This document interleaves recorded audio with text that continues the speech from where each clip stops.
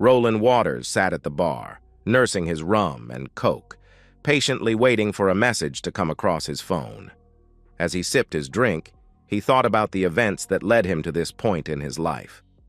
Born 36 years ago in Anchorage, Alaska, he married Linda, his high school sweetheart, right after graduation.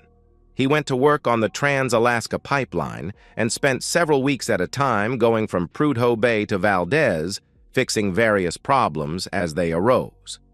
He came home one day after spending a grueling 6 weeks on the road to find his wife in bed with not one but two of his former classmates.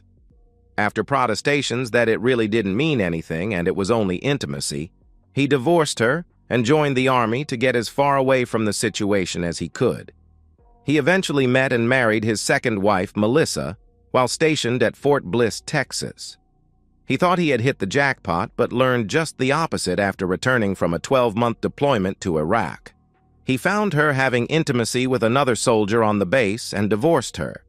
That marriage lasted a little less than 2 years, about the same time as his marriage to Linda. He threw himself into his work and became the best soldier he could.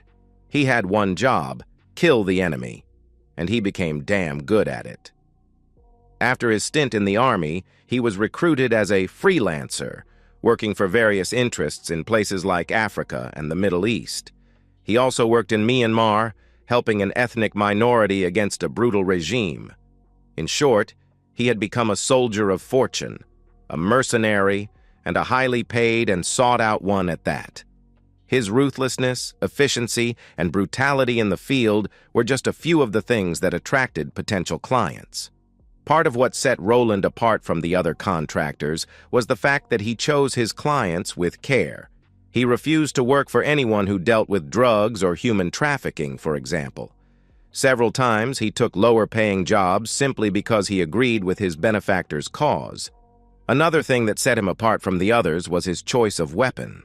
While others opted for more modern hardware, he used an old World War II vintage Thompson submachine gun, or SMG, that he bought from a somewhat shady character who claimed it had been used by another mercenary in the Congo War of the 1960s.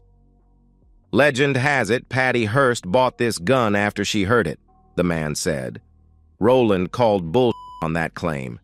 He was familiar with the old song. Still, the weapon seemed to call out to him, and it felt good in his hands. It was almost as if they were made to be together. The weapon was in excellent shape and came complete with 2 large magazines and a drum that held 100.45 caliber ACP pistol rounds.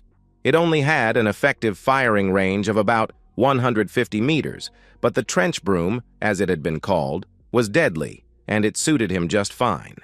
He especially liked that it was designed to be fired from the hip.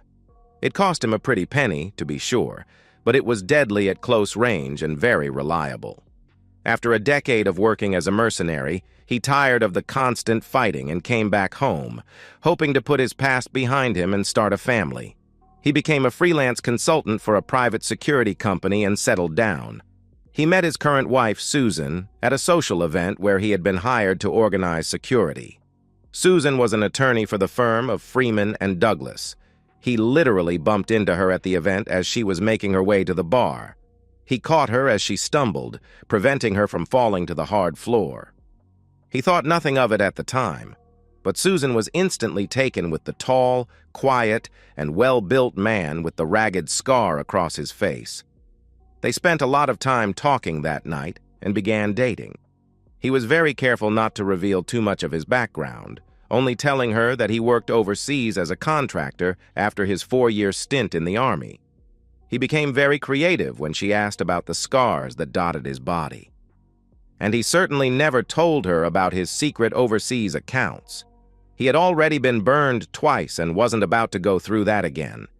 They fell in love and married a year after they first met, and Roland thought he had finally found his one true soulmate. At first, things were great between the two.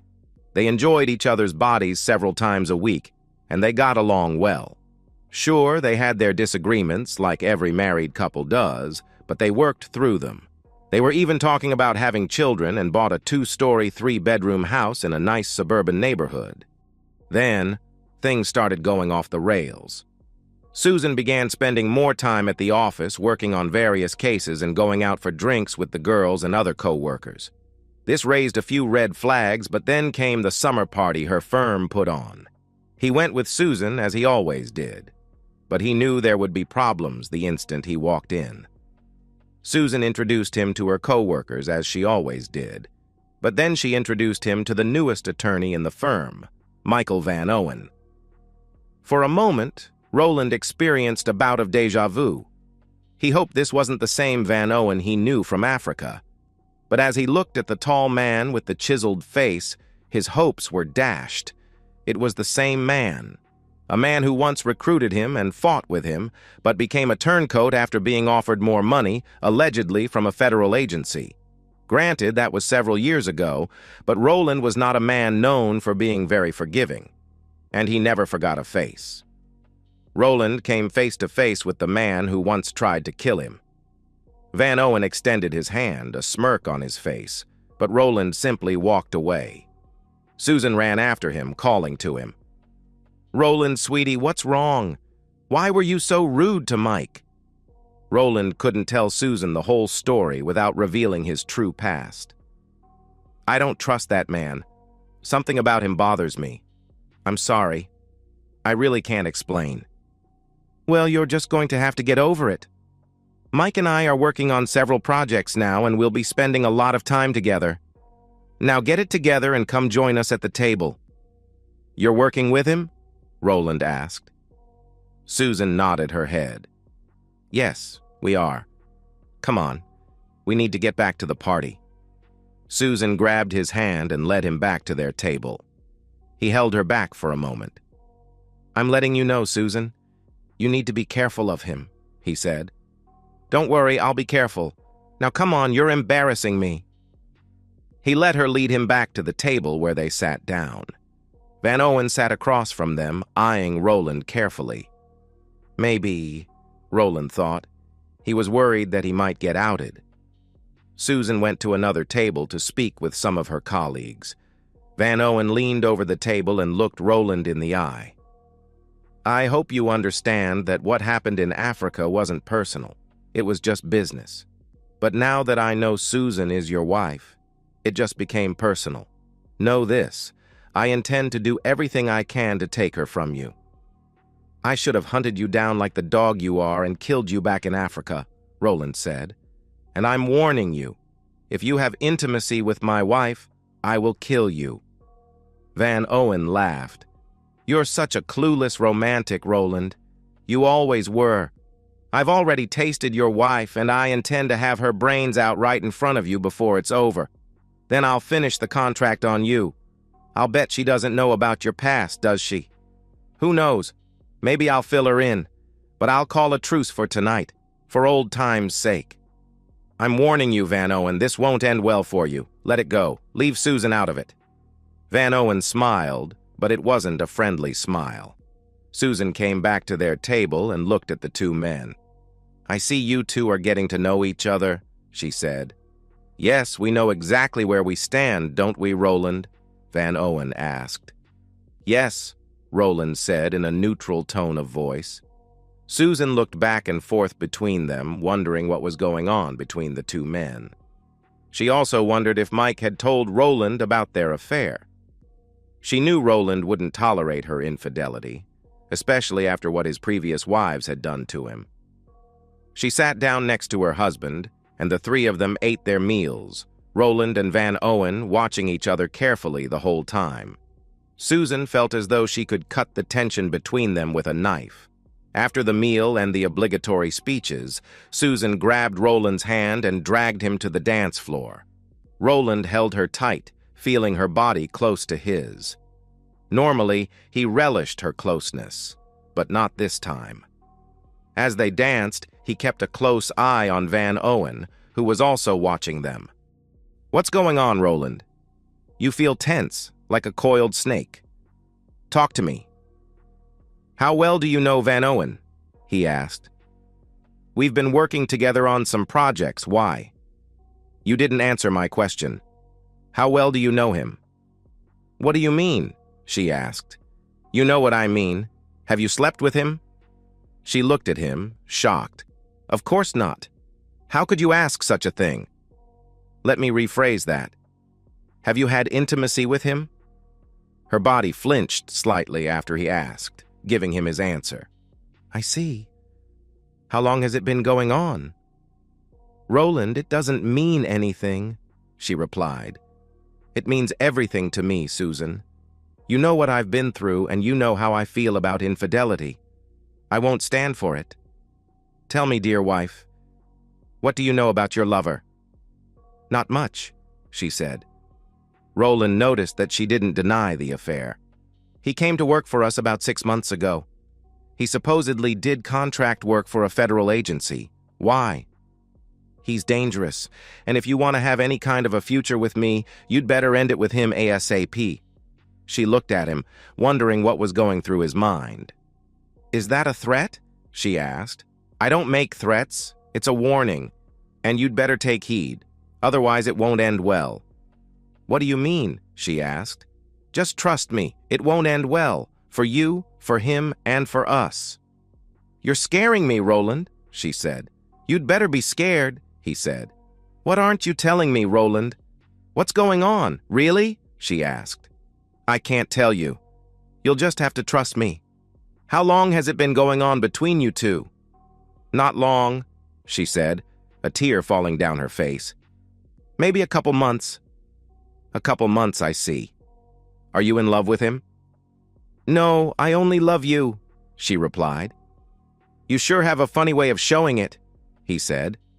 I'm sorry. I never meant to hurt you. It was just one of those things. I felt attracted to him and it just happened. Bull, Roland said calmly, causing her to flinch. You could have said no, but you didn't. Please believe me, I really do love you and I don't want to lose you. All right, then you won't have any problem ending it. Why don't you tell him to leave you alone right here and now in front of me? Okay, if that's what I have to do. It is. Let's go break it to him right now. If that's what you want, she said nervously. They walked off the dance floor and headed back to their table. Van Owen was standing, watching them approach. My wife has something she'd like to tell you, Van Owen, Roland said. Mike looked at Susan, who appeared scared. Mike, he knows. We can't see each other anymore. I'm a married woman and I want to stay that way. Van Owen nodded his head. I see, he said, looking at Roland. Well, I guess the better man won, again, he added, extending his hand. No hard feelings? Roland looked at Mike's extended hand, a frown on his face. Refusing to shake Mike's hand, he steered Susan away and led her to the exit. Are we leaving already? She asked. Yes, he said. When they got to their car, Roland surprised Susan again by inspecting the vehicle before getting inside. He even opened the trunk and the hood, looking for wires or anything else out of place. Satisfied that the car wasn't booby-trapped, he seated Susan and got inside. What was all that about? Susan asked. You can never be too careful. They rode home in silence. Roland was fuming and Susan was scared, not knowing what her husband was going to do. She hoped that her performance at the party convinced him enough to let her affair go, but she still had concerns. Looking at her husband, she suddenly didn't recognize him. It was like looking directly into the face of death itself. Are we okay? She asked, scared of what he might say. That's up to you. So long as you stay away from Van Owen, yes. In fact, I think you should resign and find another place to work. I can't do that. I'm working on some very sensitive projects right now, and if I'm successful, I might be made a partner in the firm. Roland looked at her. So you're telling me your job is more important than our marriage? No, it's just that I'm at a crucial point in my career and I can't afford to screw it up right now. You've already screwed up our marriage. My gut tells me I should kick your back to the curb, and I still might. If I find out that you're still screwing Van Owen, it's over. Understand? She nodded her head. I understand, but you need to tell me what's going on between you two. I already told you I can't reveal that. Let's just say we've dealt with each other before and leave it at that, okay? Susan nodded her head, but decided to confront Mike. Roland decided at that moment he would try to patch things up with Susan, but it would be a trust but verify situation. The first chance he got, he contacted an old friend who specialized in surveillance work. Bill Matthews had gotten in trouble with the law as a child, but those who knew him simply said he was an excitable boy. Bill wasn't quite as proficient with firearms as the others on his team, but he was the best reconnaissance and surveillance man Roland had ever met. He was also a good planner and could assess a situation within seconds. Roland often said he trusted Bill's guesses more than other people's so-called facts. "What? Van Owen's alive? Are you sure about that?" "Oh, yeah. And he's been screwing my wife. That son of a blip. What do you need from me? Whatever it is, I'll do it. Right now, I need surveillance, audio, video, the works. How much will you charge me for that?" "Hey, I owe you my life several times over. Consider it a favor." "Thanks, I appreciate that, but at least let me cover your expenses." "Buy me a beer when it's over, okay?" Bill replied. "Consider it done, my friend." "So what do you intend to do with them if they're still, involved?" Bill asked. "We'll cross that bridge when we come to it." It didn't take very long for Roland to get the evidence he needed. A week after speaking with Bill, he held a large manila envelope that contained pictures and a USB drive with several high-definition videos. That Friday, he sat at his kitchen table with the envelope, waiting for his wife to come home. His .45 caliber pistol also sat on the table. It was 6:30 p.m. when she opened the door and walked inside. She went into the kitchen and saw her husband sitting at the table with an envelope and a pistol in front of him. She instinctively knew that she had been caught. "Sit down, wife," Roland said in a neutral tone. She remained standing. "I said sit down," he thundered. She meekly pulled out a chair and sat down. "So you caught me," she said. Roland slowly nodded his head. "Do I need to show you the pictures? What about the video?" Her eyes opened wide. "You have video?" she asked. "Yes, in high definition. I must say, you should have become a porn star. You know what was worse than seeing you actually intimating with that piece of blip?" "No, Roland, I don't," she said quietly. "Hearing the two of you disrespect me," he said. Susan dropped her head, tears falling down her cheek. "Knock off the crying. You made me a promise and then you broke it. How could you do that to us? Have I been that bad a husband to you? Have I ever abused you or treated you badly?" "What do you think?" he asked rhetorically. She looked at him defiant.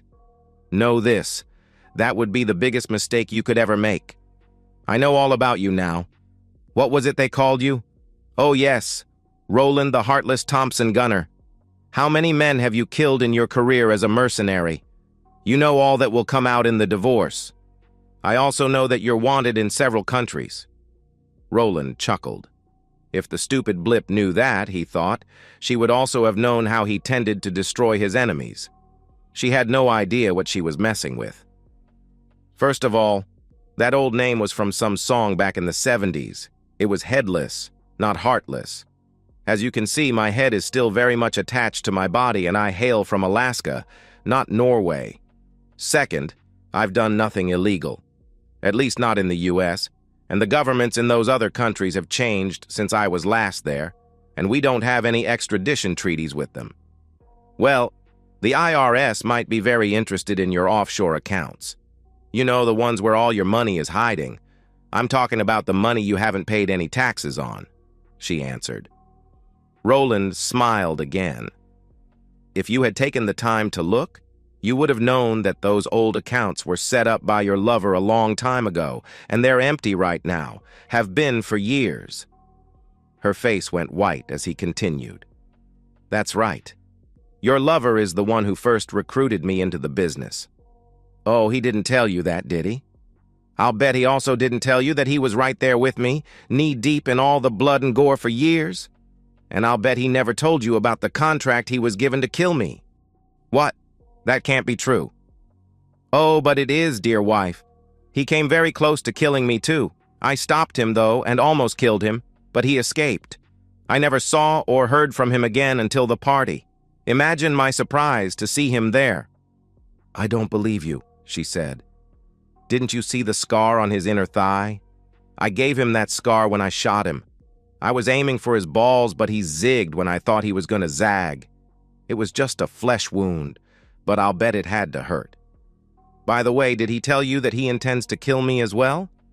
"No, it can't be true," she replied. "Oh, but it is true, dear wife. And I know that he told you because I have it all on video. I also have your response. Would you like to see it? So what are you going to do? You still planning to go with him on your little cruise? You know which one I'm talking about, the cruise you two plan to take this weekend, while telling me you have a meeting with clients out of town." "So you know about that?" she asked. "As a matter of fact, I do. I've known for a while. I even took the liberty of packing your suitcase." "How did you know?" she asked. "It doesn't matter. What matters is that I do know." He didn't tell her that Bill would be on the cruise, keeping him informed of their activities. "Mike's coming here to pick me up this evening," she said. Roland shook his head. "I don't think so. In fact, if that man shows up here, I'll kill both of you where you stand and make it look like self-defense. You'd better call him right now and make other arrangements." "You wouldn't dare!" she hissed. Roland picked up the pistol. "You really want to try me? I didn't think so. Call your lover. Now!" He cocked his pistol to drive home the point. Susan pulled out her phone and dialed. "Put it on speakerphone," Roland commanded. She obeyed, and soon they both heard Mike pick up the phone. "Hey, baby, you ready for me to come pick you up?" "No, sweetie. I'll come to your place and we can go from there." "Aw, come on. We planned it this way." "No, sweetie," Roland roared. "She's coming to you, and I never want to see either of you again. If you step foot in my house, so help me God, I'll blow your brains out." "He means it," Susan said nervously. "Yeah, I do," Roland said. Okay, calm down. I'll stay here. Promise me you won't hurt her, Mike." "I won't hurt her so long as she leaves right now, and neither one of you cross my path ever again," Roland said. He looked at his soon-to-be ex-wife. "Call me as soon as you get there and call me as soon as you get to the airport. I'll know where you are the whole time." He turned back to the phone. "And if you double-cross me again, Van Owen, I promise I won't miss. Got it?" "I got it, Roland," he said. Roland grabbed the phone from Susan and ended the call. He handed her the phone and motioned toward the door. "Get out," he told Susan. Susan took a step in his direction while reaching for his face. Roland backed up. "Stay away from me," he said. She recoiled from his words and his tone of voice. "You've lost the right to touch me or kiss me. Just grab your blip and get the blip out." She headed for her luggage and looked back at her husband. "I'm sorry, Roland," she said. "Yeah, you are. By the way, you should know that once Van Owen is finished with you, he'll double-cross you the way he did me. And believe me, he'll have no problem killing you. I'm not saying he will. I'm just letting you know who you're dealing with. Just know that I won't be there to pick up the pieces when he dumps you." "Don't you love me anymore?" she cried. He shook his head. "No, I did once. I even gave you a second chance, something I almost never do. But then you decided to betray me. I don't associate with traitors, and that's what you are. Now go." She nodded her head and slowly walked out the door. A half-hour later, she called to let him know she was at Van Owen's condo. Another half-hour later, she called to say they were at the airport. "Goodbye, wife. Enjoy what's left of your worthless life." "What does that mean?" she asked. "You know the old saying about laying down with dogs? Just remember what I said." He ended the call and dialed Bill's number. "They're at the airport," he said when Bill answered. "Got 'em. I'll be in touch." Over the next day or so, Roland got regular updates about Van Owen and his wife. It seemed they were having a grand old time on the cruise. On the second day of their cruise, Roland went to a local bar and half-heartedly watched a game on the large television as he nursed his drink. A few people, including the bartender, tried to engage him in conversation, but quickly left him alone after he made it clear he had no desire for company. After an hour or so, his phone buzzed. He looked and saw it was a call from Bill. He answered and spoke to his friend. "What's up?" he asked. "Boss, your wife is in danger," Bill said. "What's going on?" he asked. "Just as you predicted. I overheard Van Owen talking with some guerrillas. He's taking her to an island now and I'm following in another boat. He intends to hand her over to them as a sex slave." "Do you know where they're going?" Roland asked. "Boss, there are only 700 islands in the Bahamas. But Van Owen let the cat out of the bag when he was talking to the guerrillas." "When is this handoff supposed to take place?" Roland asked. "From what I heard, in about 12 hours. There's just enough time for you to get here if you want to extract her." Roland hated what his wife did, but he couldn't live with himself if he let her get put into that situation, or worse yet, dead. There was no other choice. Van Owen had to die, and he would deal with Susan's betrayal later. "Text me the coordinates and line up transportation," Roland said. "Already done, boss. Details are on the way to you now." Roland smiled. That was one of the things he appreciated about Bill. Not only was he loyal, he knew how to plan ahead. "Thanks, Bill. I'll see you soon." "I'll be here," Bill said, ending the call. Roland put his phone away, paid his tab, and headed home. Once there, he went to the attic, where he kept his gear. He unlocked the large chest and opened it. There it was, his Thompson gun, covered and oiled, waiting for his touch. He picked it up and inspected it. Everything was still clean, oiled, and in good order. He grabbed a loaded drum and a large magazine. He figured 130 rounds should do the trick. If not, he was sure there would be other weapons lying around if it got to that point. He grabbed the rest of his gear and dressed for work. Once done, he headed out to a small landing strip where he knew a small Lear jet was waiting for him. He spoke with the pilot for a minute and gave him the coordinates Bill texted him along with an envelope of cash. A few minutes later, the plane was airborne. Roland examined the map Bill sent him and got a lay of the land. Although mostly uninhabited, the small island had a landing strip that was mostly used by smugglers and guerrillas. He studied the map carefully and had a good idea of what he would do. He went into the lavatory, finished applying his camouflage paint, and donned his fighting gear. He looked at himself in the mirror before he left and mentally prepared himself for the bloody work ahead. He double-checked himself and his gear and left the lavatory. Sometime later, he looked out at the darkness and could make out the island below him. Looking carefully, he could see what appeared to be a campfire. The jet began its approach and landed on the dirt strip. After the plane slowed to a stop, he opened the door. The pilot came into the cabin and looked at his passenger. Roland looked back at him. "Wait for my signal," he told the pilot, who acknowledged him with a nod of his head. Roland stepped off the plane to find Bill running up to him. "This way," Bill said, turning back the way he came. "Can't miss it. Van Owen has a nice fire going." "Saw that," Roland said quietly. "Stupid f***. I could see it 20 miles out." They quietly worked their way through the vegetation, mostly to help keep the rounds in the drum from rattling too much, and 10 minutes later, found themselves on the edge of the camp.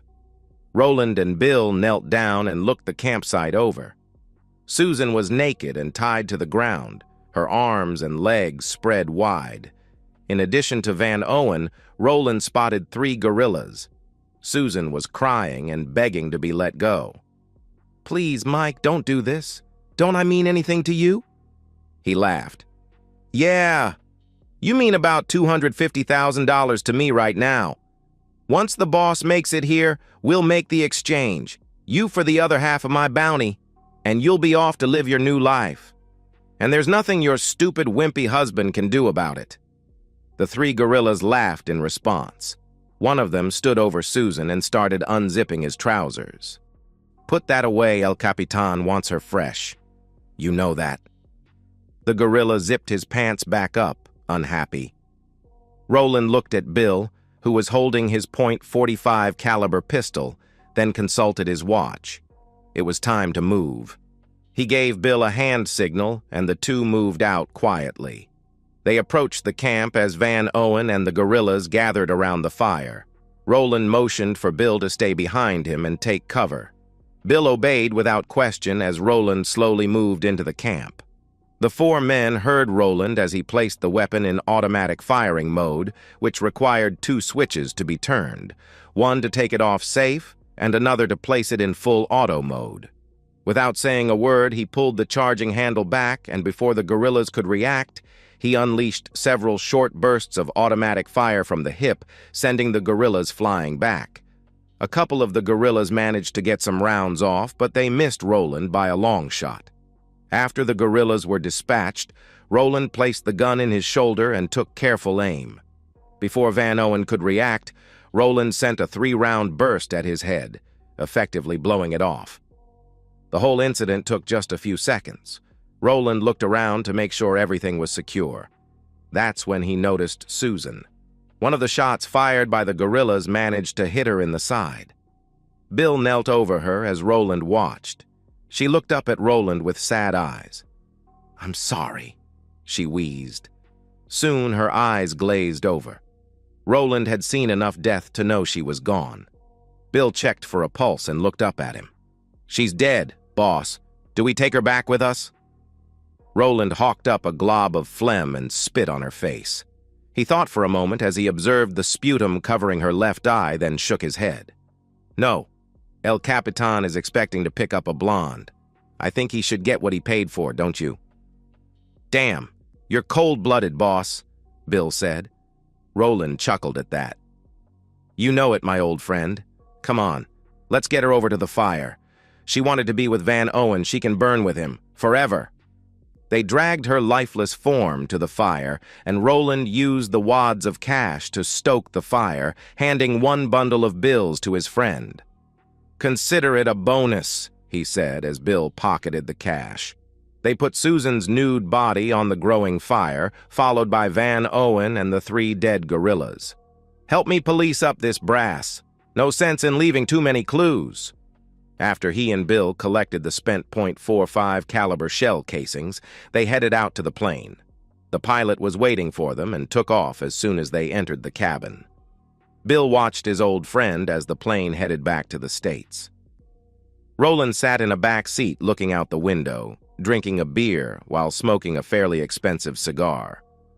Bill had seen this many times before and knew better than to interrupt, at least until the first beer was finished. "Mind if I join you?" Bill asked when Roland opened his second beer. Roland handed him a beer and a cigar and motioned for him to sit. "We've been through some shit, haven't we?" Bill asked. Roland nodded his head as he looked out the window. "You know, I'm really sorry about all this." "I know, Bill. I warned her. God damn it all, I warned her this would happen. Stupid blip just wouldn't listen." "So what do we do now? You think about going back in the business?" "Nah, I'm getting too old for this shit. Too sentimental." "Sentimental? You? Sentimental?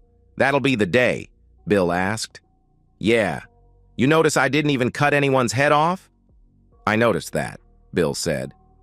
Roland was known for decapitating his defeated enemies as a way of striking fear in the hearts of anyone who might oppose him. "I couldn't do it. Even after everything that cheating woman did, I just couldn't bring myself to do it." Bill nodded his head in understanding. "I understand, boss. I remember a time when I would have skinned her alive and played with her bones like tinker toys. Whatever you decide to do, you know I'll always have your back." Roland looked at him and raised his beer. Bill returned the gesture, touching his beer to Roland's. "I know, Bill. You always have had my back. You and I are the last of our team. You know that, right?" "Yeah, boss, I do," Bill replied. "Someone has to survive. Someone has to be around to tell the tale." "You're not going to do what I think you are you? Please don't do that," Bill asked. "No. Besides, you know old mercenaries like us never die." Yeah, they just go to hell to regroup. Roland laughed and took another drink from his beer. You got that right, he said. He didn't speak again for a couple minutes. We're going to have to put on a good act for the next few weeks, you know. Yeah, I know. Some people are going to want to know what the hell happened. But we don't know anything, do we? Roland asked. Not a goddamn thing. I'll make sure the pilot understands as well. Roland nodded his head. It's amazing how much silence money can buy, along with the threat of a bullet in the back of the head. After the plane landed, Roland gave the pilot another envelope of cash, and Bill stayed behind to ensure the pilot's continued silence. Roland drove home, cleaned up, and put his gear away, hoping he would never have to use it again. Exhausted, he finally fell asleep in the bed he once shared with Susan. Roland went about his business as normal, putting Susan behind him as much as possible. When the ship reported that she was not on board, he filed a missing persons report and put on a good act for the officers who eventually questioned him. They accepted his story and left, wishing him good luck. The firm she and Van Owen worked for also questioned him about their absence. He was able to put them off successfully and managed to get a few digs into them as well. Surely they knew about her fling with Van Owen, right? He waited patiently, and 1 year after Susan left for her cruise, he filed for divorce on the grounds of abandonment. 60 days later, the divorce was final, and Roland was a free man. Still stinging from her actions, however, Roland refused to consider another exclusive relationship with a woman. Things went on as normal for Roland until a week before Christmas, when he heard a knock on his door. He looked through the peephole and saw 2 men in dark suits and glasses. Feds, he thought. He opened the door, and one pulled out a set of credentials. Roland Waters? The man asked. Yes? Special Agent Smith, this is Agent Jones, FBI. Can we come in and talk for a moment? Sure, Roland said, letting the 2 men inside. They looked around the house as they came in. Please have a seat. May I get you something to drink? Thanks, but that won't be necessary, Smith said, taking a seat in Roland's favorite recliner. What can I do for you, gentlemen? Roland asked. Have you ever been to the Bahamas? Smith asked. Roland shook his head. No. Why? What about your wife? He asked. Ex-wife. She left me over a year ago with her lover, and I have no idea where they went. Would that be one Michael Van Owen? Smith asked. Yes, Roland said. We received a tip from Bahamian authorities who found their remains on one of their islands. They've been identified as being your ex-wife and Mr. Van Owen. Yes. You wouldn't know anything about that, would you, Mr. Waters? No. Nothing. Why? Just wrapping up some loose ends, that's all. We've had Van Owen on our radar for a while. Then he suddenly disappeared.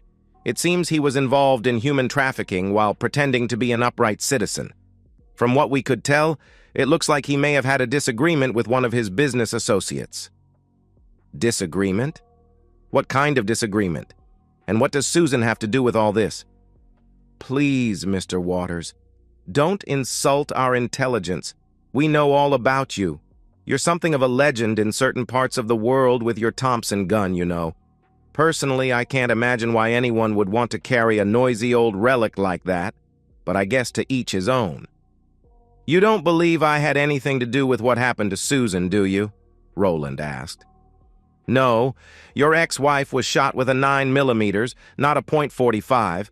There were 4 other bodies found, including Van Owen, and they all appear to have been shot with a .45. That's a fairly common round, though, and we're pretty certain it wasn't you. And why's that? Roland asked. All the brass was policed from the area, and none of the victims were decapitated. I see, Roland replied. We just wanted to make sure you hadn't decided to go back into business. You haven't, have you? No, not back into that business. Getting too old to be out trudging through some jungle somewhere? Good, because I'd sure hate it if I had to arrest you. Yeah, me too, Roland said. Smith and Jones stood up and shook Roland's hand. That's all we have for now. If you hear anything, give me a call," he added, giving Roland a card. "Thanks, I will," Roland said. Smith nodded his head. "Merry Christmas, Mr. Waters," he said as they left. He considered calling Bill, but his friend beat him to the punch. "Hey, boss, I wanted to give you a heads up." "I know. They just left here." "They spoke to me as well. I told them nothing.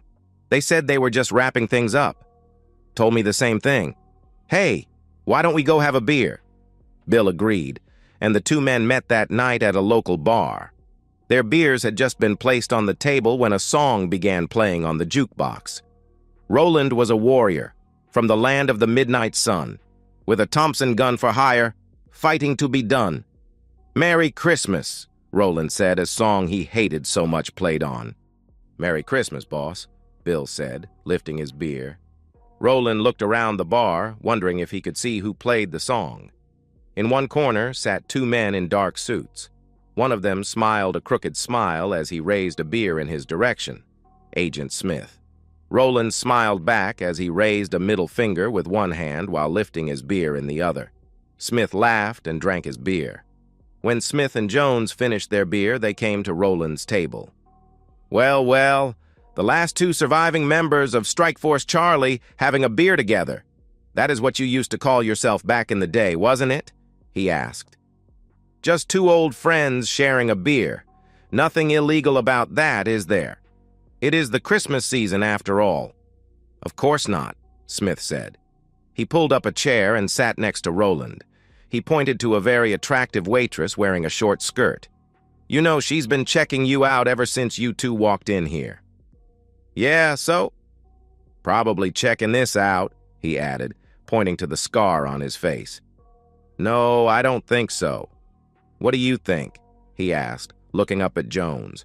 Jones shook his head. "No, definitely not," Jones said. Smith looked back at Roland.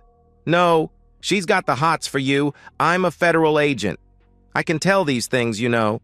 Maybe if you play your cards right, you can get a piece of that this evening. It's okay. We checked her out. Her name's Maria. She's very single, and she's not working for the Russians." Jones snickered at that. Roland understood the reference. "You're just a regular comedian, aren't you? Maybe she's working for you," Roland said. Smith shook his head. "Nah, too pretty. Trust me, she wants you. Better yet, you won't need to ask for lawyers, guns, or money if you hook up with her." He chuckled as he stood up and patted Roland's shoulder. "Keep up the good fight, Roland, and Merry Christmas." Roland laughed. "Merry Christmas to you too, Jones." "Thanks," Jones said as they walked out of the bar. Roland and Bill watched as the two agents walked out of the bar. "Well, what do you think?" Bill asked. "Just two friends having a beer," he said. His eyes wandered to the pretty young waitress. As he watched, she looked at him several times with a smile on her face. "To answer your question, though, I think I just might introduce myself to Maria." Bill laughed as he finished his beer. "You dog, I'm going home while I can still walk. You have a good evening." "I will. Talk to you later." Bill headed out of the bar, and Roland turned his gaze back to Maria. "Merry Christmas to me," he said to no one in particular, as he motioned for her to come to his table. Yes, he decided, it would be a Merry Christmas with her in his bed. And so, we've reached the end of today's story. Was it what you expected, or did it take a twist you didn't see coming? I'm curious to hear your thoughts. Share them in the comments below, and let's get a conversation going. If this story kept you hooked, make sure to hit that like button. And if you're new here or just haven't subscribed yet, now's the perfect time to join our community. I bring you fresh, captivating stories every day, so click that subscribe button and turn on notifications so you never miss out. Thanks for watching, and I'll see you in the next one.